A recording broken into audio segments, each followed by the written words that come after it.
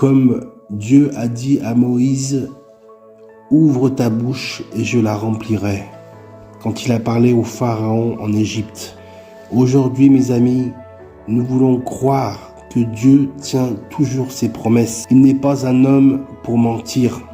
Ce qu'il dit, sa main l'accomplit toujours. Amen. Nous lisons dans l'Apocalypse, selon sa promesse et sa parole, qui est la vérité et la vie.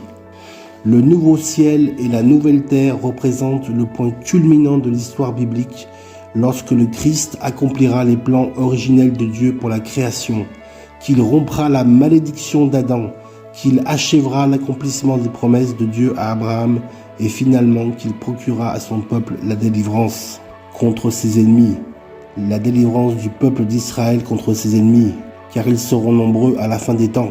Et c'est à ce moment-là, quand Israël sera perdu, se considérera comme perdu, que le Messie arrivera avec une armée céleste d'anges. Environ 2/3 des anges sont restés avec Dieu l'Éternel et 1/3 sont allés dans la chute de Satan. Donc les démons ou anges déchus sont au nombre d'1/3 par rapport aux myriades d'anges qu'il y a dans les cieux. Alors quelle est la garantie pour nous chrétiens qui sommes morts en Christ? En réalité, le Christ est revenu d'entre les morts en donnant ainsi la garantie que ceux qui sont morts en Christ ressusciteront également comme lui l'a fait. Le 3e jour, Dieu l'a ressuscité. Dieu a ressuscité le Fils, son Fils, le Fils de Dieu.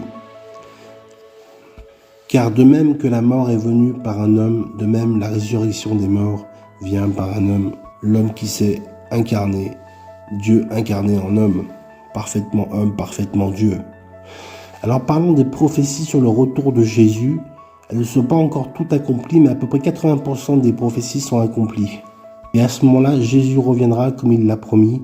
C'est pour cela que nous sommes des gagneurs d'âmes. Nous voulons gagner des âmes à Christ. Amen. Annoncer l'évangile.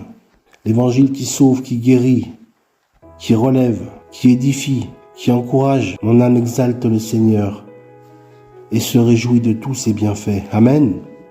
Jésus dit « Je suis la porte ». L'image de la porte évoque la sécurité que donne le Christ Jésus. Amen. Cette sécurité n'est pas une image, elle est une réalité en Christ. Amen. Nous sommes morts, le vieil homme a disparu, maintenant nous sommes une nouvelle création. Nous ne sommes plus sous la condamnation, nous sommes sous la bénédiction de Jésus-Christ. Amen. Elle est davantage qu'une sécurité, elle est la liberté. Car là où est l'Esprit de Dieu, là aussi est la liberté. Amen. Car l'image que prend Jésus ne dit pas uniquement l'enclos, la porte qui permet d'y entrer et qui, une fois fermée, donne toute sécurité à la personne. Alors comment viendra Jésus? Comment reviendra Jésus sur la terre?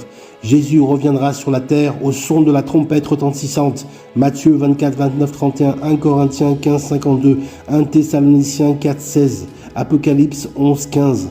Ainsi, de la même manière qu'il a quitté la terre, il reviendra sur la terre depuis les nuées du ciel. Amen. À la tête d'une myriade d'anges, sur un cheval blanc, au son de la trompette, alléluia. Et à ce moment-là, ce sera les morts en Christ ressusciteront et Jésus viendra chercher son épouse, l'Église universelle, amen. Alors viendront les temps de la fin. Le nouveau ciel et la nouvelle terre représentent le point culminant de l'histoire biblique. La nouvelle Jérusalem est une ville de lumière et de couleur, car en son sein se trouve Jésus, amen, qui est la lumière du monde et du nouvel univers. Il y aura un nouvel univers.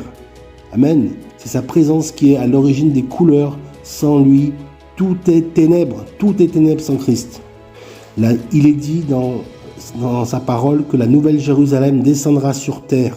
La nouvelle Jérusalem, elle est même mesurée. Il y a toutes les dimensions dans la Bible. On constate que le nouveau domicile de notre Père Céleste sera la terre, où il résidera avec sa famille. Notre Père Céleste sera sur la terre, où il résidera avec sa famille d'êtres humains devenus immortels. Amen, nous redeviendrons immortels puisque le Seigneur dit « Je viens pour vous sauver de la mort et du péché. » Alors viendra le règne de l'Antéchrist et de la bête. Le chiffre 6, le chiffre du diable. La mention 666 se trouve une fois seulement dans la Bible, faisant référence à l'Antéchrist au moment de l'Apocalypse. Le nombre de la bête apparaît lors de la fin du monde, faisant référence au mal et à la destruction. Satan et ses armées savent que Leurs heures sont comptées. Ils seront jetés dans le feu de la géhenne pour l'éternité, au siècle des siècles. Amen. Et nous régnerons avec Christ et son Père, nous les chrétiens, au siècle des siècles. Amen. Ce sera le temps des noces de l'agneau. Beaucoup de choses doivent se passer encore en attendant ce temps.